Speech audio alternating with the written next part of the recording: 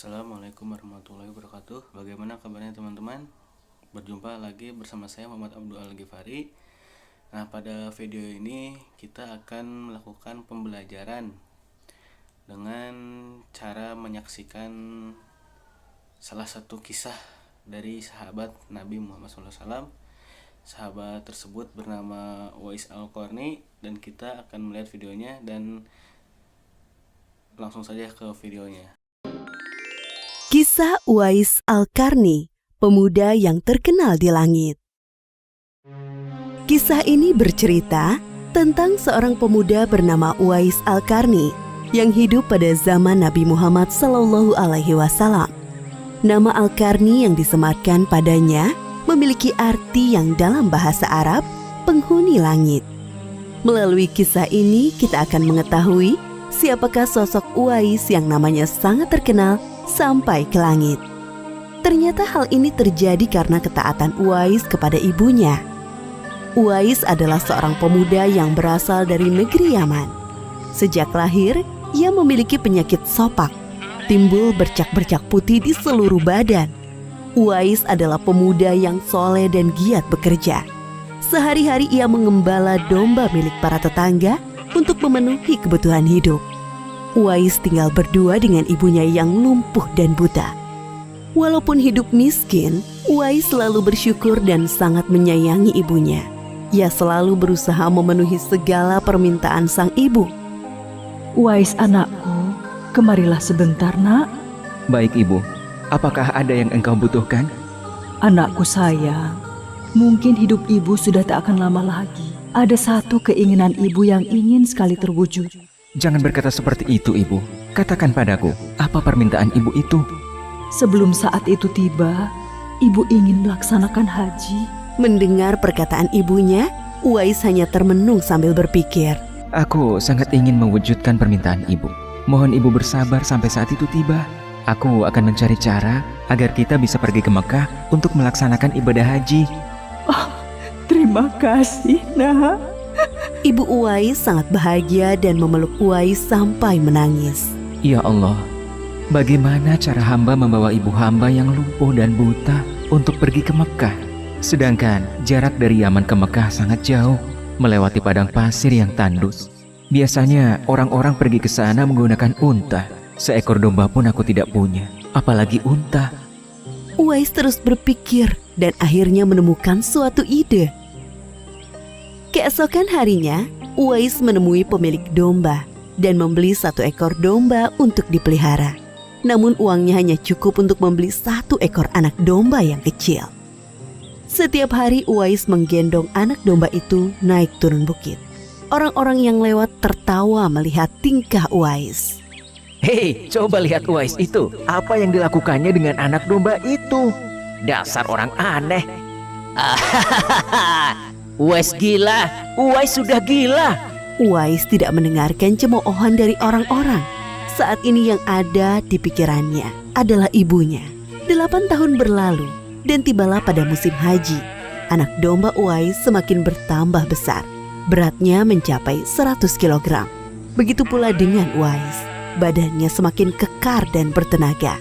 Berkat latihan setiap hari, beban berat yang dipikulnya tidak terasa lagi. Sekarang semua orang tahu bahwa apa yang dilakukan Uwais adalah bentuk pengorbanannya kepada sang ibu. Uwais menggendong ibunya sambil berjalan kaki dari Yaman menuju Mekah. Subhanallah, alangkah besar cinta Uwais kepada ibunya itu. Sesampai di Mekah, Uwais tetap menggendong ibunya untuk bertawaf di Ka'bah. Di hadapan Ka'bah, ibu dan anak itu berdoa. Ya Allah, ampunilah semua dosa ibuku. Bagaimana dengan dosamu anakku? Dengan terampuninya dosa ibu, maka ibu akan masuk surga. Cukuplah ridho ibu yang mengantarkanku ke surga. Allah Subhanahu wa Ta'ala mendengar percakapan ibu dan anak laki-lakinya. Seketika itu penyakit sopak yang dideritanya sembuh. Hanya tertinggal 1 bulatan putih di telapak tangannya. Terima kasih ya Allah. Sekembalinya dari Mekah, Uwais meminta izin kepada ibunya untuk pergi ke Madinah.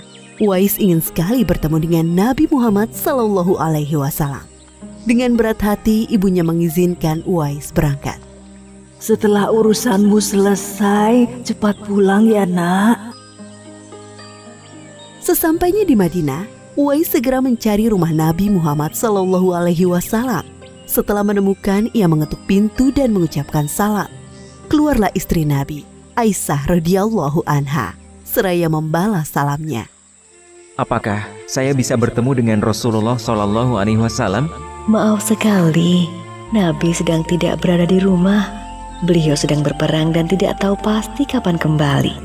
Mungkin sebulan atau beberapa bulan lagi. Uwais dihadapkan pada dua pilihan, menunggu kedatangan Nabi atau segera pulang ke Yaman. Bayangan sang ibu yang tua muncul di benaknya. Baiklah kalau begitu, saya pamit. Ada seorang ibu yang tidak bisa saya tinggal lama-lama di rumah.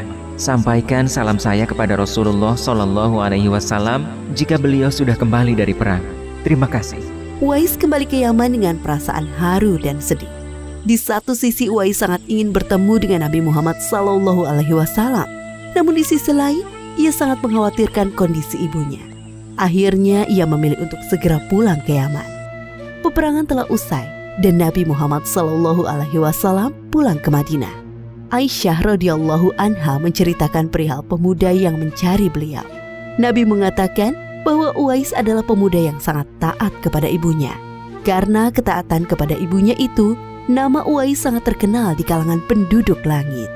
Seperti yang tersebut dalam hadis Sahih Muslim Syarah An-Nawawi nomor 2542, dikatakan bahwa sebaik-baiknya tabi'in adalah Uwais Al-Qarni. Saat Nabi Muhammad SAW berbincang-bincang dengan Umar bin Khattab dan Ali bin Abi Thalib, beliau menceritakan tentang sosok Uwais. Apabila kalian bertemu dengan Uwais, mintalah doa dan istighfar kepadanya. Dia adalah penghuni langit. Perhatikan di telapak tangannya ada tanda berwarna putih. Dulu sejak lahir ia menderita penyakit sobak. Namun atas kesalehan dan ketaatan kepada ibunya, Allah Subhanahu wa Ta'ala menyembuhkan penyakitnya. Sampai pada akhir kematian Uwais, terjadi hal yang menggemparkan. Banyak sekali orang yang hadir mengurus pemakamannya. Orang-orang itu adalah penduduk langit yang dikirim oleh Allah Subhanahu wa Ta'ala. Subhanallah, Maha Suci Allah, sungguh mulia sosok Uwais ini. Demikianlah kisah Uwais Al-Qarni, pemuda yang namanya terkenal di langit. Karena ketaatan pada ibunya, Allah Subhanahu wa Ta'ala meninggikan derajatnya. Dalam kisah ini dapat kita ambil pelajaran berharga bahwa kita harus berbakti kepada orang tua. Semoga kisah Uwais Al-Qarni ini menjadi pengingat agar kita selalu mendoakan kedua orang tua di setiap waktu dan menambah ketaatan kepada mereka. Nah, setelah kita menonton dari kisah tentang Uwais Al-Qarni, sekiranya ada 5 hal yang bisa dipetik dari kisah Uwais Al-Qarni.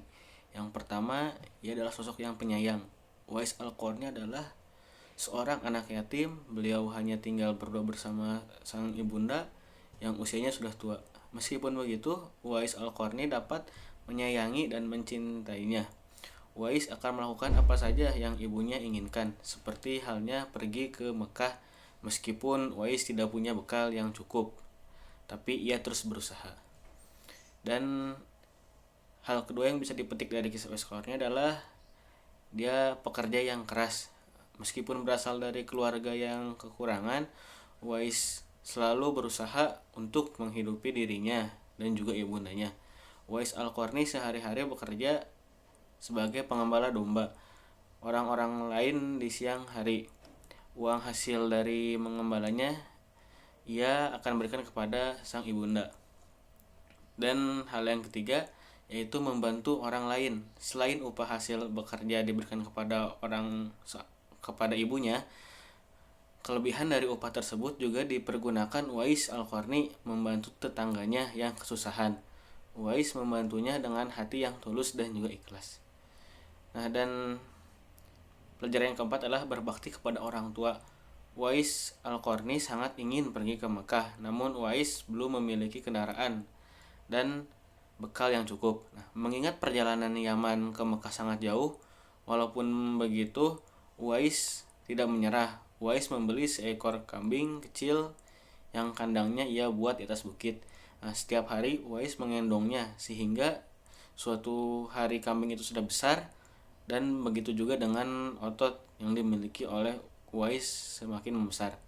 Nah, jadi maksud Uwais menggendong seekor kambing dari kecil hingga beratnya mencapai ratusan kilo setiap harinya adalah beliau latihan untuk menggendong ibundanya ketika ingin melakukan ibadah haji ke Mekah. Dan pelajaran yang kelima adalah bertakwa kepada Allah Subhanahu wa taala. Uwais Al-Qarni adalah seorang pemuda yang memiliki penyakit pada kulitnya hingga tak ada orang yang peduli dengannya. Nah, meskipun begitu, Uwais adalah sosok pemuda yang saleh. Ia selalu taat dalam beribadah dan selalu berbuat baik, walaupun ia tak banyak dikenal orang. Nah, ketakwaan dari Uwais Al-Qarni tersebut membuatnya menjadi sosok yang terkenal di langit. Nah, Masya Allah, begitu mulia hati dari Uwais Al-Qarni. Setiap perbuatan baik akan selalu dibalas dengan kebaikan pula. Nah, semoga kisah dari Uwais Al-Qarni tersebut dapat menjadi motivasi untuk kita agar senantiasa berbuat baik dan bertakwa kepada Allah Subhanahu wa taala. Nah, mungkin cukup sekian pembelajaran yang bisa kita lakukan pada kesempatan kali ini. Apabila ada kesalahan kata mohon dimaafkan. Wassalamualaikum warahmatullahi wabarakatuh.